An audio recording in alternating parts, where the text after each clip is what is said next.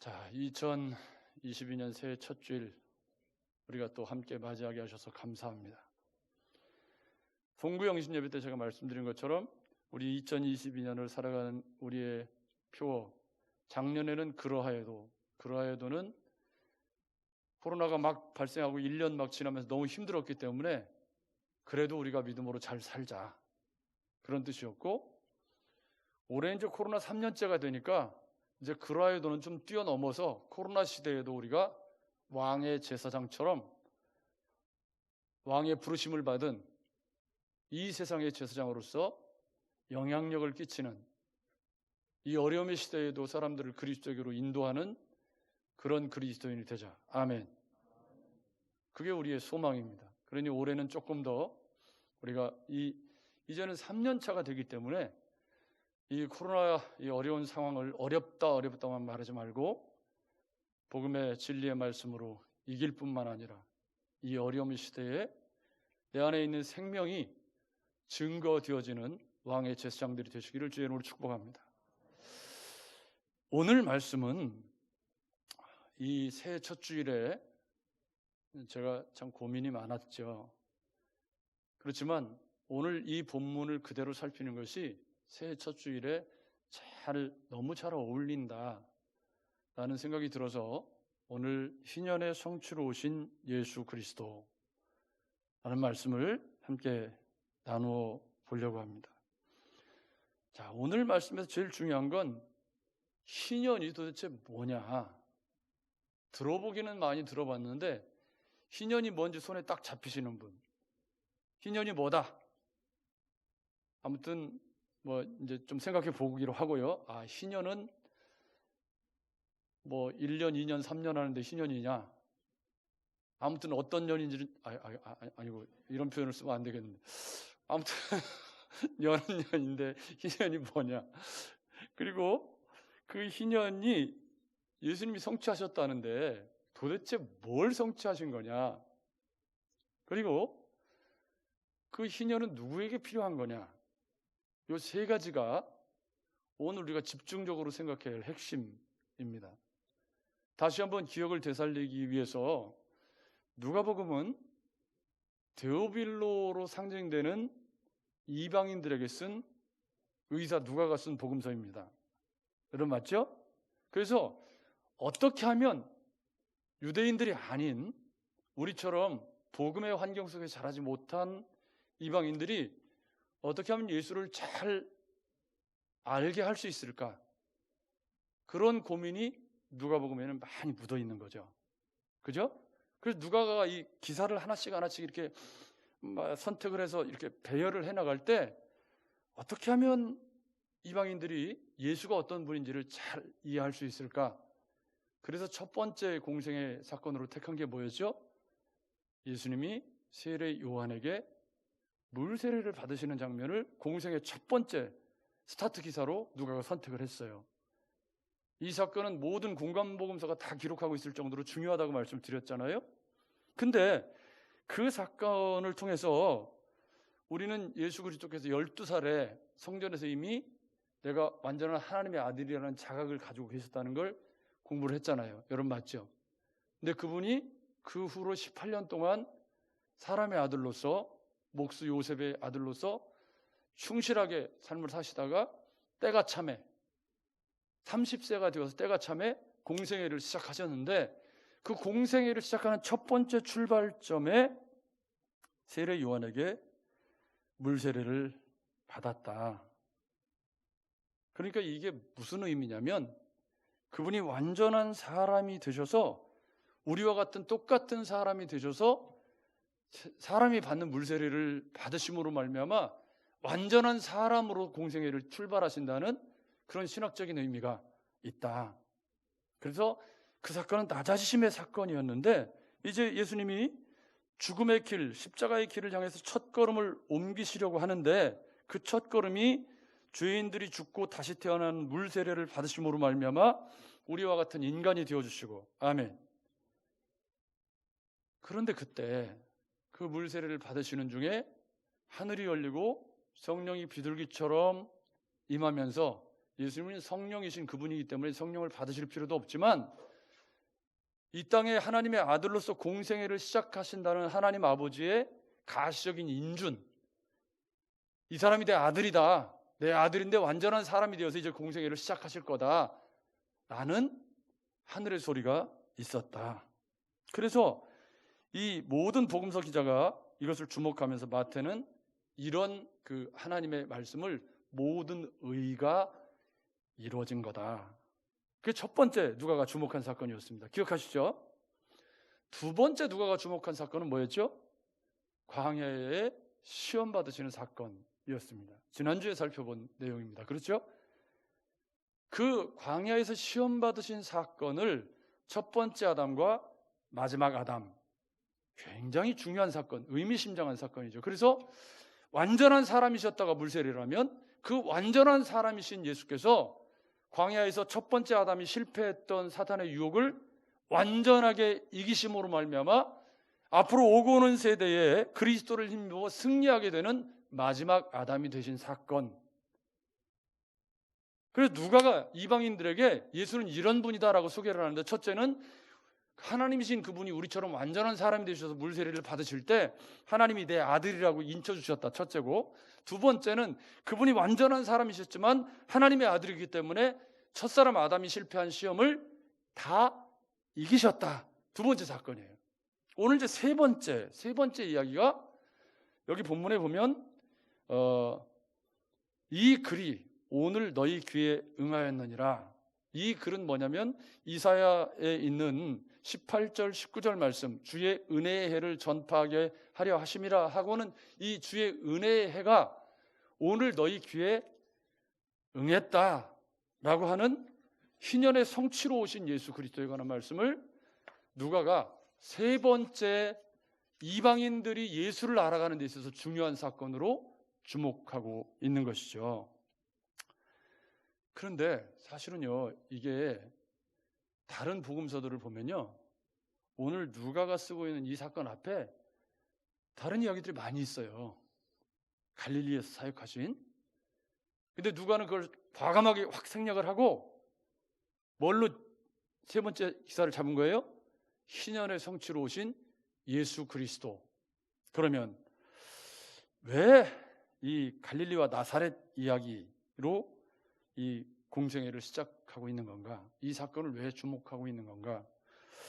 거두절미하고 말씀을 드려보면 마태복음 4장 12절부터 13절에 보면 예수님께서 세례 요한이 잡힌 소식을 듣자 갈릴리로 물러가셨다가 다시 나사렛을 떠나서 스불론과 납달리 지경 해변에 있는 가버나움에 가서 사역을 하셨다는 거예요.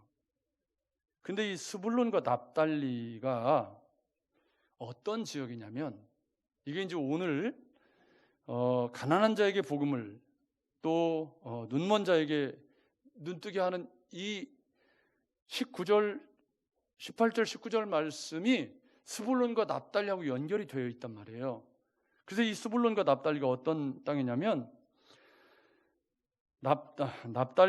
스불론은 갈릴리 바다 중간에 있고 납달리는 스불론 북쪽에 있는데, 이 지역들이 이스라엘의 가장 북쪽 국경 지역이라는 거예요. 그래서 외세의 침략을 막 엄청나게 많이 받았어요.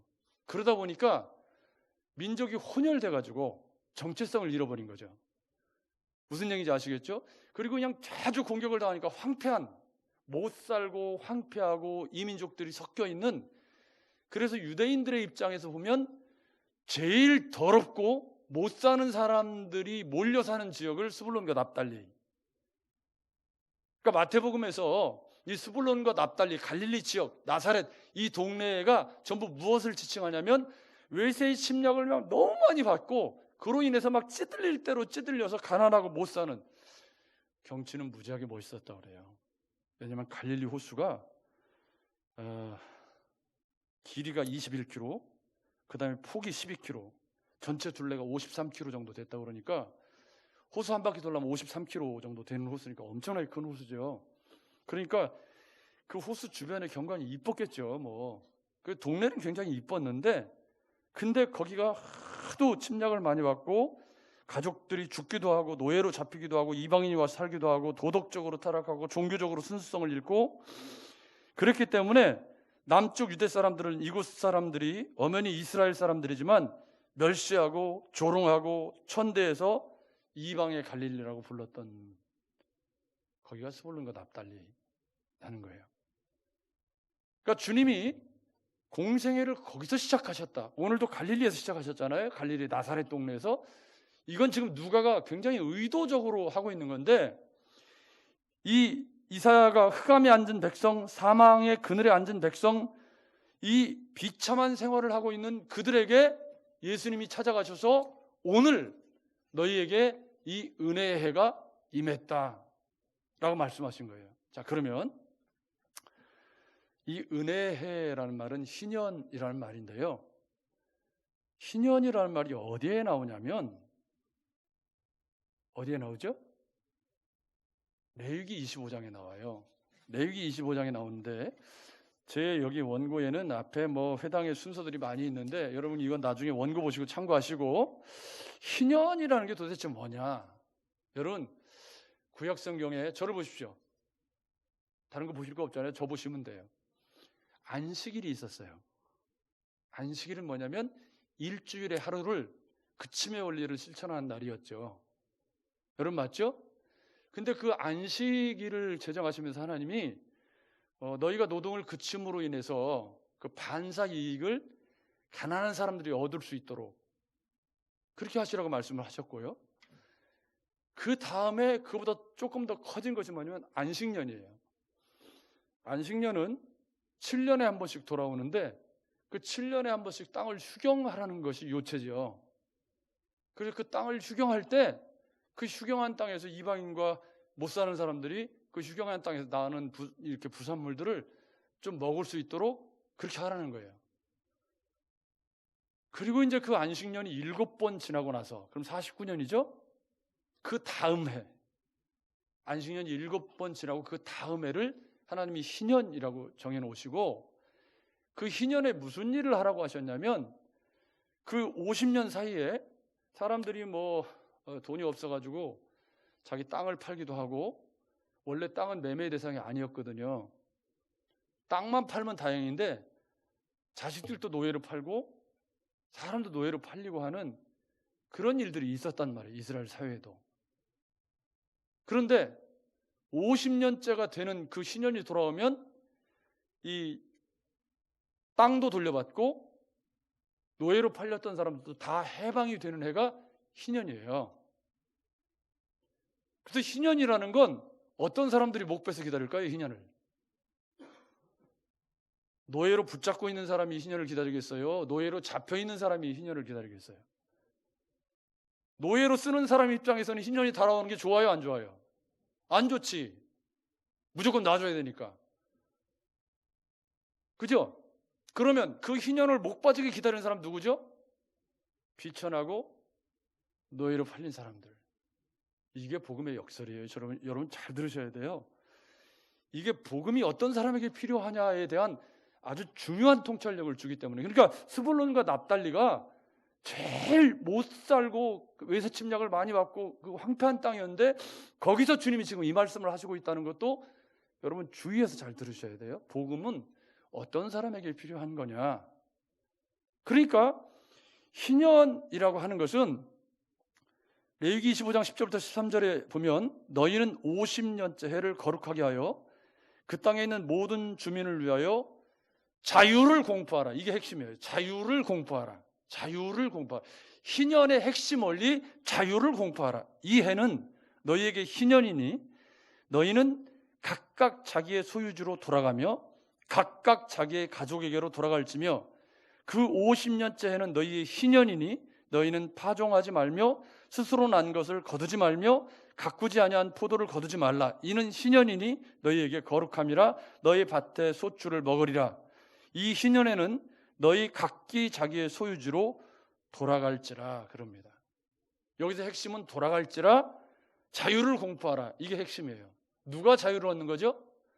노예로 팔렸던 사람, 돈이 없어서 고통을 당했던 사람들이 희년이 되면 싹 다 자유를 얻고 돌아가는 거죠. 근데 여러분 이스라엘 역사에서 안식년을 지켰나요? 못 지켰나요? 안식년, 희년 말고 안식년 한 번도 안 지켰어요. 그래서 바벨론 포로기 70년 동안 그동안 밀렸던 안식년을 한꺼번에 지켰다라고 신학적 해석을 하는 거예요. 못 지킨 거죠. 여러분 생각해 보세요. 농사 짓는 사람이 1년 동안 땅을 휴경한다는 게 그게 보통 일이에요? 여러분 주일날 그치는 것도 어려운데 안식일을 지키는 것도 어려운데 안식년 그러면 희년은 지켜졌을까요? 안 지켜졌을까요? 예? 안식년도 못 지켰는데 무슨 희년을 그러면 왜 이 말씀을 하셨을까요?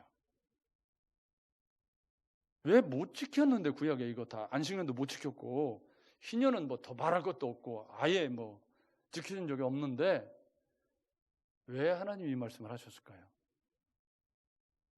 이게 예수 그리스도가 오셔서 성취하실 복음의 핵심을 담고 있기 때문이죠.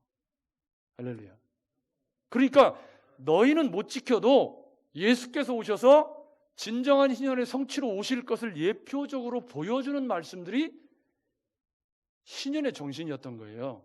무슨 얘기인지 이해가 되시죠? 그게 오늘 본문에 보면 주의 성령이 내게 임하셨으니 이는 가난한 자에게 복음을 전하게 하시려고 여기 가난한 자가 그럼 누구예요? 희년을 목 빼고 기다리는 사람들이겠죠? 여러분 맞죠? 희년을 목 빼고 기다리는 사람들에게 희년이 딱 돌아왔어. 그러면 그 사람들에게 뭐예요? 너는 크게 자유를 외치라 이 땅의 주의 나팔 불어 자유가 선포되는 날이야. 그렇죠? 그러니까 이 사람들이 목 빼고 희년을 기다렸겠죠. 그런데 이는 가난한 자에게 복음을 전하게 하시려고 내게 기름을 부으시고 나를 보내사. 나는 누구예요? 이건 이사야 선지자의 말씀이기 때문에 이때는 메시아에 대한 예언적인 표현인데 주님이 그걸 읽으신 거예요. 지금 여기서 나는 그러니까 누구예요? 예수님 읽을 때는 예수님 당신이죠. 예수님 내가 포로된 자에게 자유를 눈먼 자에게 다시 보게 함을 전파하며 눌린 자를 자유롭게 하고 주의 은혜의 해를 전파하게 하려 하심이라. 이 말씀이 오늘 너희에게 임했다. 아멘. 아멘. 그러면 이 말씀을 듣는 사람들이 지금 누구냐면 스불론과 납달리 갈릴리 나사렛 동네에 제일 외세 침략을 많이 받고 못 살고 가난한 동네 사람들이 거기 모여 있는 거예요. 그 회당에, 그 갈릴리 나사렛 동네 회당에 주님이 들어가셔서 봐라! 이 희년의 복음은 어떤 사람에게 필요하냐면 가난하고 그 희년을 기다리는 노예들과 어렵게 살아가는 자들에게 이 생명의 복음이 필요했다. 그런데 오늘 이 갈릴리 이 나사렛 동네, 이 못 사는 동네, 이 외사 침략을 많이 받고 멸시당하고 고통당하는 이 동네에 내가 구약의 희년의 참된 성취로 오늘 여기 왔다. 이 희년이 오늘 은혜가 너희에게 임하였느니라. 엄청난 복음을 선포하신 거예요. 그죠? 그리고 신학적으로 구약에 있는 예언이 당신에 의해서 성취되었다는 정확한 해석을 통해서 이사야 61장에는 이 말씀이 오늘 나로 인해서 오늘 너희에게 임했다라고 예수께서 증거를 하신 거예요. 근데 여러분, 예수님이 그 당시 유대 땅의 가난한 자들에게 평생 먹을 빵을 주셨나요? 우리 예배당 밑에 빵집이 있어가지고 빵 냄새가 지금은 안 나는데 아침에 빵을 아침에 굽잖아요. 아침에 빵 굽는 시간에 오면은 빵 냄새가 펑펑 올라와요. 빵 좋아하시는 분들은 아주 그냥 그 빵 냄새 먹고 싶다. 근데 우리 주님이 그 사람들에게 빵을 준 적 없어요. 그럼 예수님이 그때 당시 유대 땅의 모든 포로된 자들, 노예들을 해방하셨느냐? 아니잖아요. 지금 누가는 공생의 초기에 지금 이게. 그죠? 다른 여러 가지 이제 관찰, 갈릴리 1차 사역 뭐 관찰이 있지만 우리 이제 누가에게 조금 집중을 하기 위해서 다른 것은 좀 접어두고 핵심에 집중을 해보면 그러면 예수님이 노예 해방을 위한 법을 만들거나 노예 해방 투쟁을 하신 것도 아니고 예수님께서 유대 땅의 모든 소경의 눈을 뜨게 하신 것도 아니고 일부 사람들의 눈을 뜨게 하긴 했지만 모든 성경에 눈을 뜨게 하신 건 아닙니다. 여러분 맞죠? 그러면 도대체 왜 예수님은 은혜의 해, 즉 희년이 너희 귀에 응했다. 이 응했다라는 말은 원어의 의미를 보면 성취되었다. 정확하게 말하면 구약에 예언한 이 예언의 성취자가 바로 나다. 이쯤이 나다. 나라는 거예요. 그렇게 말씀을 하신 거죠. 그러니까 이 내용을 이해하는 것이 안식년과 희년을 정하신 아버지의 마음을 옳게 헤아리는 중요한 의미가 있어요. 왜 안 지켜졌던 안식년, 한 번도 역사적으로 지켜지지 않은 희년을 왜 구약에서 가르치셨을까? 그것은 예수 그리스도께서 오셔서 가난하고 눈멀고 소외된 사람들에게 이거를 마태복음의 표현을 빌면 어떤 사람들이냐면 심령이 가난한 사람들에게. 아멘. 그러니까 복음이 필요한 사람들은 누구냐면 심령이 가난한 사람들이죠. 그죠? 돈이 많아도 심령이 가난한 사람이 있고요. 돈이 없어도 교만한 사람이 있고 그래요. 그러니까 이건 돈에 많고 적음의 문제가 아니라 여기서 말하는 가난하고 눈멀고 이런 사람들은 복음을 필요로 하는 모든 사람들에게 이런 의미로 읽어야 돼요. 여러분 맞죠? 복음을 필요로 하는 모든 사람들에게 그 사람들에게 레위기 25장 10절에 자유를 공포하라.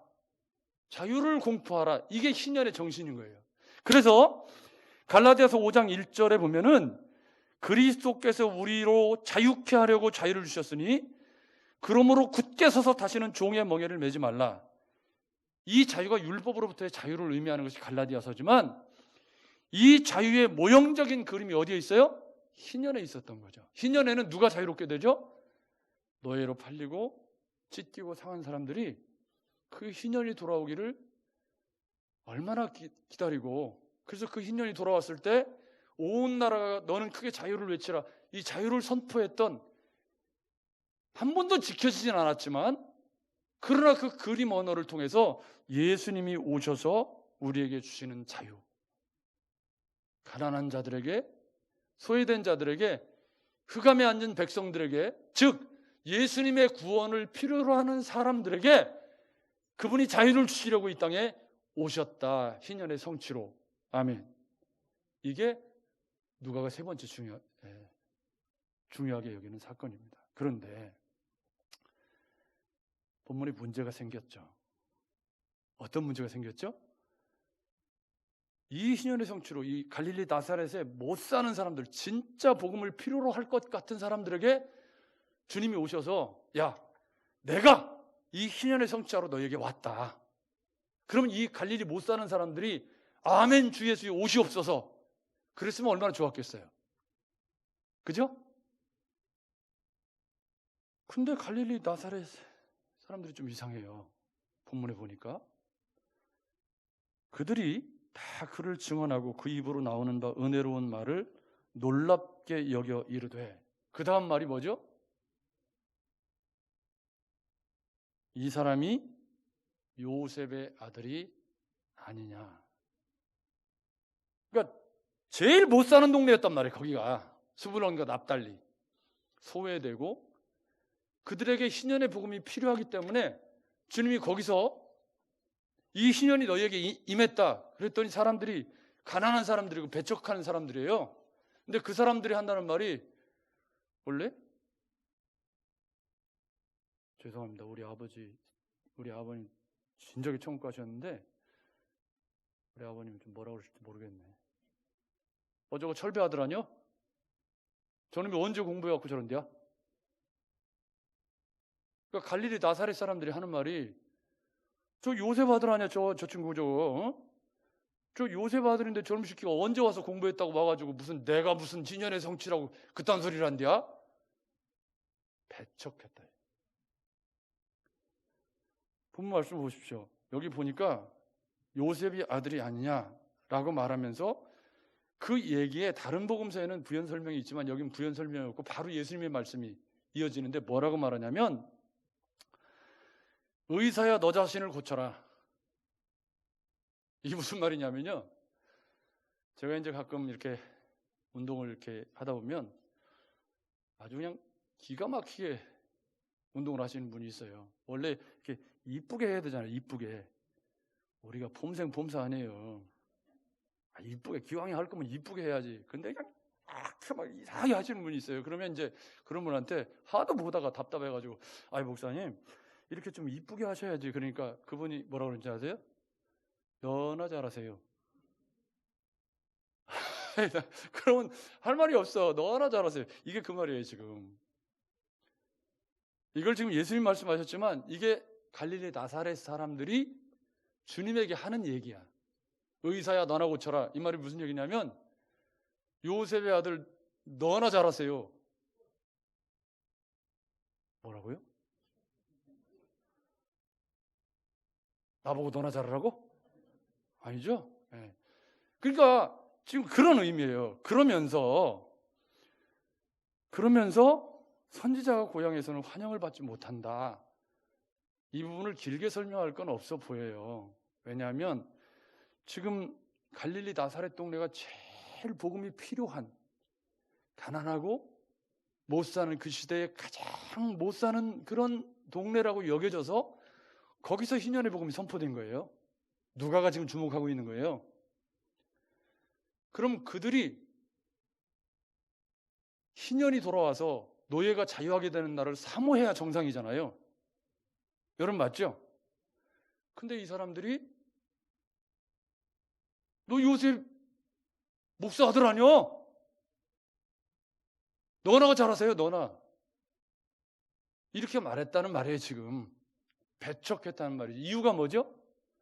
이유가 여기에 오늘 우리의 문제가 있어요. 이유가 이들이 배척한 이유가 뭐죠? 배척한 이유는 그들이 알고 있는 동네에서 자란 배꼽쟁이 친구도 있고 그런 그 암과 계시의 성취로 오신 하나님의 아들 예수 그리스도 사이에 간격이 있는데 그 간격을 메꾸는 일에 실패한 거죠. 여러분 맞죠? 여기 우리 신앙생활에 엄청난 문제가 있어요. 우리가 처음 누구에게 신앙생활을 배웠느냐에 따라서 평생 그거 못 버려요. 그죠? 그러니까 지금 저 같은 설교를 하는, 정말 답답하기가 한이 없고 교회가, 그런 우리 어울림교회를 사랑하시는 여러분은 참 대단하신 분들이에요. 나는 참 대단하다. 여러분 참 대단하신 분들이에요. 성경 묵상밖에 모르는 목사와 같이 이렇게. 근데 여러분, 조금 답답하고 조금은 역동적이지 못해도 코로나 시대가 되니까 그게 진국이잖아. 야, 아무도 아멘을 안 한다. 이거 미치겠다. 예? 아니, 코로나 시대가 되니까 그동안 우리가 부르짖어왔던 성경 묵상이, 야, 이게 빛을 발하는데요. 여러분 맞죠? 막 역동적으로 행사 중심으로 움직였으면 코로나 시대 행사 다 못하니까 어떻게 해요? 그러면 나 죽었어 하는 거지. 근데 우리는 계속 말씀 묵상을 부르짖어 왔고, 그러니까 지금 이런 때가 되니까 더 말씀 묵상이 더 좋으니까 피어나는 거 아니에요. 별로 안 피어났나? 말씀이 살았고 운동력이 있어서. 그러니까요, 선지자가 고향에서는 환영받는 자가 없다. 이 말은 무슨 얘기냐면 잘못된 유사친근감이 복음을 방해한다는 거예요. 제가 무슨 얘기를 한 거냐면, 우리가 진짜 복음을 만났을 때 그 복음 앞에 변화될 준비가 되어 있어야 되는데, 이 나사렛 사람들처럼 저 목사 아들 요셉 아들 아니야 저놈, 이렇게 복음을 알고 있으면 진짜 희년의 성취로 오신 예수 그리스도가 보여요, 안 보여요? 안 보여. 그래서 죽이려고 그래갖고 막 낭떠러지도 밀어 떨기려고 막. 근데 그 사이에 누가 가고 싶은 진짜 말이 있어요. 그게 가난한 자에게 복음이 선포되는 진리의 말씀이 어떤 사람에게 해당되느냐. 여기 본문을 보십시오. 예수님께서 너 자신을 고쳐라 하는 그들에게 내가 참으로 너에게 이르노니 엘리야 시대에 하늘이 3년 6개월간 닫히어 온 땅에 큰 흉년이 있을 때에 수많은 그 땅에 과부들이 있었지만 엘리야로부터 은혜를 입은 사람은 사렙다가 한 사람밖에 없다. 또 나하만 장군 이야기를 하면서 엘리야 시대에 이스라엘에 많은 나병 환자가 있었지만은 그 중에 고침받은 건 나하만 장군밖에 없다. 이게 지금 무슨 얘기죠? 일단 복음은 심령이 가난한 사람, 복음을 들을 준비가 되어 있는 사람에게 복음이다. 아멘. 그게 가난한 자에게 복음을이라는 말의 내용적인 의미예요. 그러니까 거기서 가난한 자에게 복음이라는 건 정말 심령에 우리 주님이 필요한 사람들에게 그 복음이 복음인 거예요. 그러니까 우리가 이 스불론과 납달리가 물리적으로도 가난한 동네였는데 영적으로 제일 가난할 것 같은 그들이 사실 가난하지 않았던 거예요. 그래서 주님을 배척한 거죠. 왜요? 잘못된 유사친근감 때문에. 여러분 맞죠? 인간적으로 아는 예수 때문에 하나님의 아들로 오신 예수 그리스도를 인정하지 못하는 거예요. 그래서 진짜 가난하고 소외된 그들에게 가장 먼저 은혜의 해를 선포하셨지만 그들이 거부했다는 거예요. 그 주님이 하시는 말씀이 야, 사렙다 과부가 특징이 뭐예요? 이방인이야. 나하만 장군 특징이 뭐예요? 이방인이야. 이방인. 그럼 누가는 지금 뭐에 주목하고 있는 거죠? 이 희년의 복음이 필요한 사람이 누구냐? 누구죠? 처음에 희년을 애타게 기다리는 사람 누구예요? 노예로 팔린 사람들. 오늘 나하만 장군과 사렙다 과부가 누구냐? 그 예수가 필요한 사람들. 아멘. 여러분, 나사렛 동네는 못 사는 동네였고 가난하고 정말 소외된 지역, 낙후된 지역이었는데 그들이 주님을 거부했어요. 참 역설적인 일이죠. 왜 거부했어요? 인간적인 예수를 알아서. 그러니까 잘 이해하셔야 돼요. 성경이 말하는 가난한 자에게 복음을 이라고 할 때 그 가난한 자는 나하만 장군은 부자예요? 아니에요? 겁나 부자야. 그죠? 근데 그 나하만 장군은 고침을 받았어요. 예수님이 지금 가난한 자가 누구라고 그러는 거예요? 사렙다 과부와 나하만 장군과 같은 이방인이라도 상관이 없다. 지금 누가가 하고 싶은 얘기예요. 누가가 예수님이 이 땅에 왜 오셨느냐? 은혜의 해를 선포하러 오셨는데 그 은혜의 해의 수혜자가 될 수 있는 사람이 누구냐? 그 사람은 가난한 자, 포로된 자인데 그 가난한 자, 포로된 자에 대한 신학적인 해석이 누구냐면 사렙다 과부와 나하만 장군과 같은 심령으로 주님을 맞이하는 그 사람에게 이 희년의 복음이 임한다. 아멘. 아멘. 그렇다면 우리가 2022년 새해 첫 주일을 시작하면서 어떤 마음으로 이 희년의 복음을 선포하신 주님을 맞아들여야 할까? 저는 가장 두려운 것이 목회자로서 제 자신이 이 나사렛 사람들과 같을까 봐. 잘못되게 알고 있으면서 확신하는 것만큼 위험한 건 없어요. 여러분 맞죠? 복음을 올바르게 알지도 못하면서 확신이 크면 그건 어떻게 할 수가 없어요. 우리의 눈을 열어 주의 법에 기이한 것을 올바르게 보고 이 생명의 주님이 오셨는데 그 주님을 배척하는 이 나사렛 사람들을 보십시오. 우리가 그런 그리스도인 될까 봐 두려워해야 돼요. 우리 시대에 진짜 주님을 배척하고 저기 요셉 아들 아니야? 내가 아는 잘못된 지식 그걸로 진짜 주님을 배척하고 가난한 심령이 되어 있지 못하면 복음에 목마르지 않고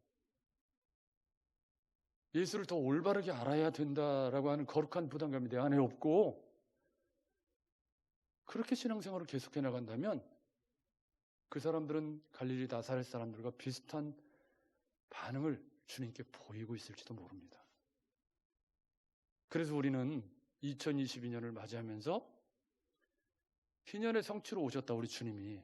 그러면 그 희년을 누가 기다리냐? 누가 기다려요? 노예에서 해방되기를 간절히 사모하는 사람들이 그 희년을 기다려요. 그래서 그 제일 그와 근사한 사람들로 여겨지는 스불론과 납달리 지역에 주님이 가셨는데 그들이 거부한 거예요. 그래서 누가는 말하기를 이 복음이 사렙다 과부와 나아만 장군에게 전해졌던 것을 너희가 기억해라. 그러면 여러분, 우리에게 그 주님이 필요합니까? 여러분, 그런 심령으로 살아가고 있습니까? 그게 아니라면 우리는 그 주님이 필요 없다고 말은 하지 않았지만 이 나사렛 사람들처럼 막 죽이려고 하고 그러진 않았을 수 있지만 우리의 삶으로, 말로, 행동으로 주님을 배척했을 가능성도 많이 있겠구나. 한 해 첫 주일을 시작하면서 우리 속사람을 들여다보십시오. 내 안에 그런 교만이 또아리를 틀고 앉아서 말씀을 평가하고 앉아있고 말씀 앞에 올바르게 반응하지도 못하고 매일매일 말씀을 신실하게 또 새롭게 또 묵상하고, 저는 요한복음 묵상이 새로 시작되는데 미치겠어요. 어려워가지고 막 다시 머리 뽀개지게 다시 읽고 막 다시 정리를 하는데 고통스러워요. 2017년 1월 달에 요한복음 묵상했고 설교도 했고, 그래서 보니까 요한복음 묵상을 한번 썼고 요한복음 강해 설교했고 이번에 이제 두 번째 요한복음 묵상이 또 돌아와서 또 다시 쓰고 있는데 또 어려워. 얼마나 어려운지요. 그래서 그냥 머리를 막 쥐어 짜면서 막 다시 글을 정리하고 하는데, 우리가 누구에게 이 희년의 복음으로 오신 예수가 필요하냐? 내게 필요합니다, 주님. 내가 사렙다 과부고 내가 나만 장군이 되었으면 좋겠습니다. 그런 마음으로 겸손하게 복음 앞에 우리 2022년을 시작하셔서 우리 주님이 찾는 그 한 사람 누구냐? 심령이 가난한 사람, 주님을 알기 원하는 사람, 주님을 배우기 원하는 사람, 주님을 닮기 원하는 사람, 주님을 따르기 원하는 그 사람, 그 사람에게 주님은 찾아오셔서 진정한 희년이 되어 주실 줄로 믿습니다. 저와 여러분들의 2022년 그런 희년이 되시기를 주의 이름으로 축복합니다. 하나님 아버지,